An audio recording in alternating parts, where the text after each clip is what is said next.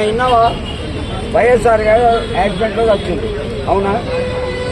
ఆ అబ్బాయి నేను ఎట్లనే చావని మీ నాన్న చేయబట్టి తన హార్ట్ అటాక్ వచ్చి చచ్చిపోయిందంటే 1,00,000 ఇచ్చింది.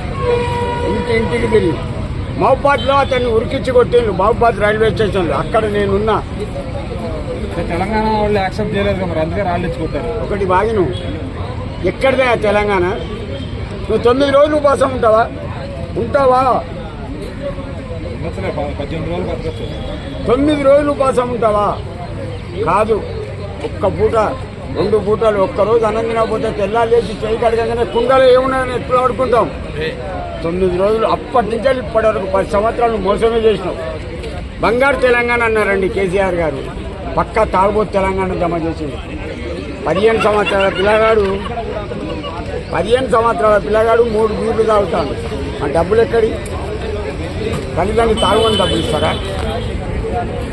వేస్ట్ బాబు. జగన్ గురించి చెప్పలేదు. Jagan the tiger. అతని టైగర్ ఎందుకు పారిపోయాడు? 11 నిమిషాల్లోనే పారిపోయాడు. ఆయన ఇష్టం, ఆయన అభిప్రాయం కదా. నా రాష్ట్రానికి ఏం చేస్తున్నావు? నా మాట వింటావా? ఆయన అభిప్రాయం ఎవరు కించపడతలేరు. ఆయన ఇష్టం, ఉంటాడు, పిచ్చడు. ఆయన నాటోడేవాడు పోయి ఇట్లా చేయబట్టు కాని పని ఆయన అంటే వచ్చి వెంటనే నా ఇష్టమయ్యా. నాకు పని ఉన్నది, నాకు దొడ్డికి వస్తుంది, పని ఉన్నది, సంథింగ్ ఎనీథింగ్. అరే భయ్, ఏదో పని ఉంటుంది, ప్రతిసారి బాత్రూమ్ వస్తుంది. అరే నా ఇష్టం ఉంటా రాడు, లేకపోతే రాను. అడగడానికి మనమెవరమయ్యా? ఒక రాజును అడగాలి అంటే ఒక రాణన్న కావాలి, ఒక లంజన్న కావాలి.